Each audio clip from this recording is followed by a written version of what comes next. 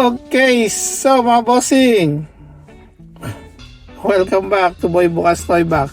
So medyo iba ngayon ang ating location, ang ating shooting location.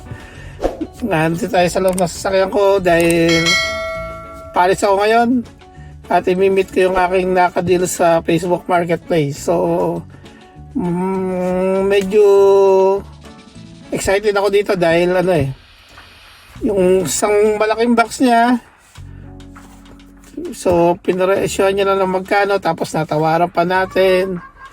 So I think it's really a good deal kasi meron isang dun so basically puro mga loose items lang na nasa box na mga halo-halo na, pero nung tinitingnan ko parang at least makakabuo ko ng mga isa o dalawang robot, tapos including pa din yung nasa isang box na kompleto talaga daw, sabi niya. But hindi siya 100%. So, we'll see. Pero kung titignan ko yung item, talagang kung kahit isa-isa lang dun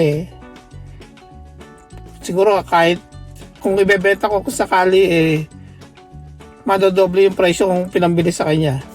Kaya, yeah, excited ako dito. Kaya tara, mga bossing. So, ano pang ginagawa natin dito? Let's go na, punta na natin to. At makita nyo agad kung ano to. So stay tuned lang kayo. Keep watching. Let's go. Check the mic and make sure it sound right, boys.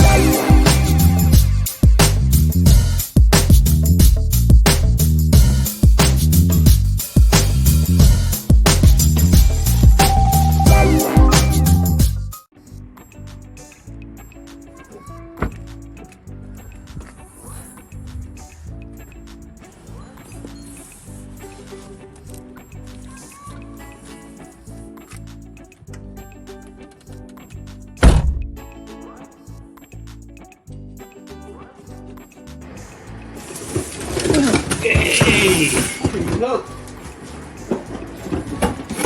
So this is what we got from bossing. So medyo ito lang naka-attract sa akin agad sa price niya kaya agad-agad ko minessage agad yung seller sa Facebook.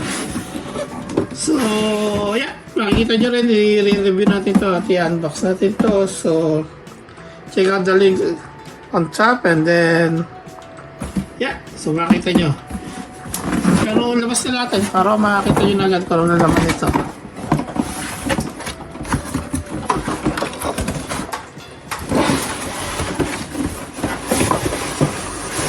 So ayan siya.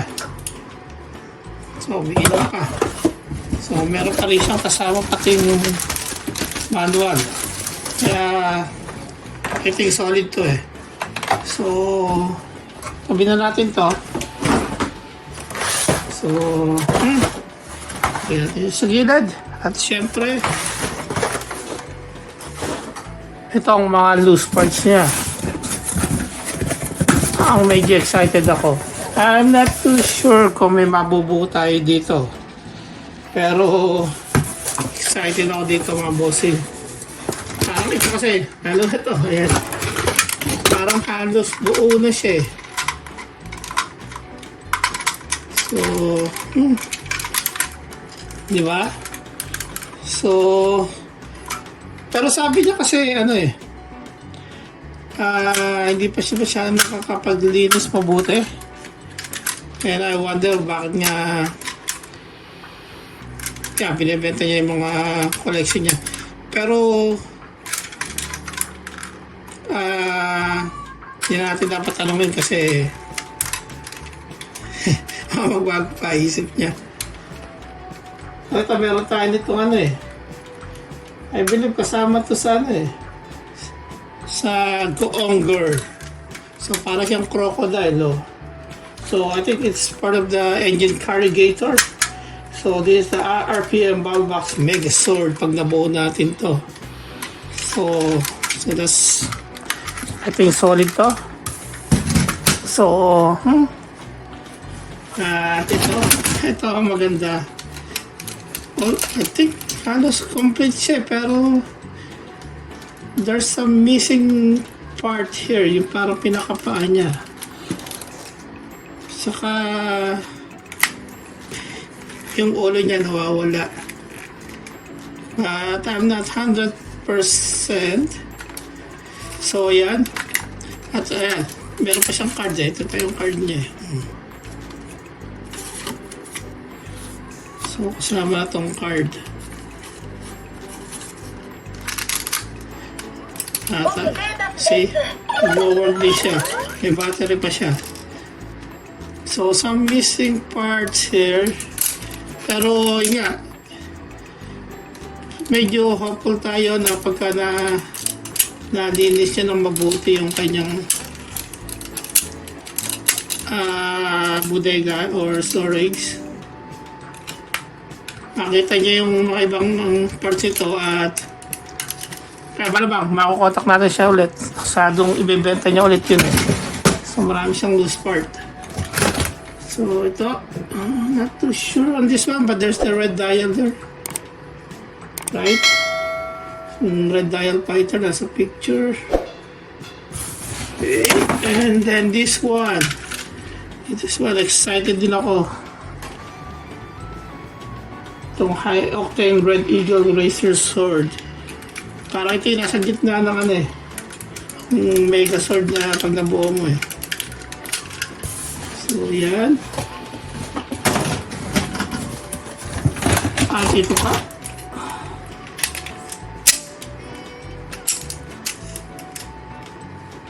So ito mga part 2 ng ano eh. Parang Lupin Ranger at Pat Ranger. So just let me know mga guys kung medyo mali yung ano ko. At kung may mga chance tayo makapo dito, please help me. Okay, so this one is also cold part, parang paa. Oh yeah. So parang kasama to nung ano eh, nung Eagle Racer na yun eh.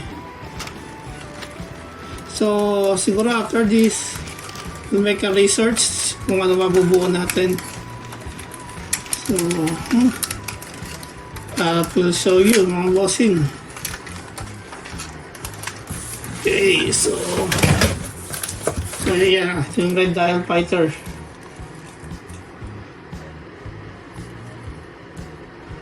Yeah. This one, cool. Okay. So ito nakita ko to, ano daw to eh, sa McDonald's to eh, Lupin Ranger eh. Ayan, so maganda siya. At ito pa, yung parang parang submarine siya eh. So obviously, sama siya ng mga ano, red dial. Tawag yata dito, magic dial fighter. So yan. So lahat siya magpa-function eh. So it's good. So siguro part ng kamay. Yan. So excuse me mga bossing ha. Hindi tayo masyado ano sa mga DX ano eh. Sa mga Sentai Robot eh. Nag-start pa lang tayo mag-collect. Kaya hindi pa tayo ganun ka-knowledgeable. Parang part ng Lupin Ranger eh. O Pat Rangers yata eh. Tawag nila. So ito na lang natira mga bossing. Ayan o. So parang kailangan to para tumakbo yung corrugator natin. Kakulay nun eh. So ito medyo ano. So basically, alam nyo na mga DX ng mga Sentai o Power Rangers. Puro ano yan. Puro plastic lang. So ito parang ano ba to? Grasshopper. So, okay, so there you go mga bossing. Ito mga naswerte natin sa ating ano, Facebook Marketplace Toy Hunting. So help me guys ha, kung ano tingin nyo, kung naka jackpot pa tayo dito o halos dalawa na tayo mabubuo. Pero I think jackpot na dito ano, 10 na to eh. So ano lang siya,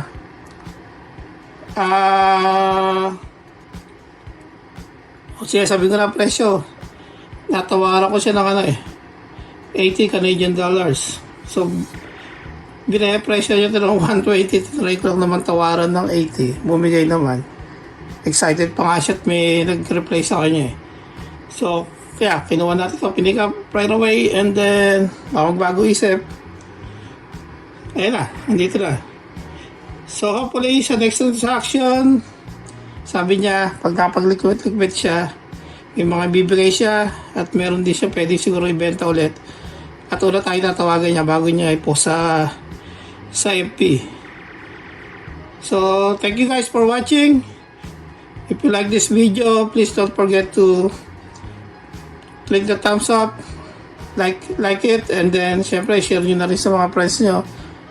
At don't forget kung excited kayong malaman kung anong susunod nating kabanata para dito sa Facebook Marketplace haul natin, please don't forget to subscribe. At yung bell icon, i-hit nyo na rin. So, that's it folks. Mga bossing, ayan na. Thank you for watching. See you in the next episode. Peace out.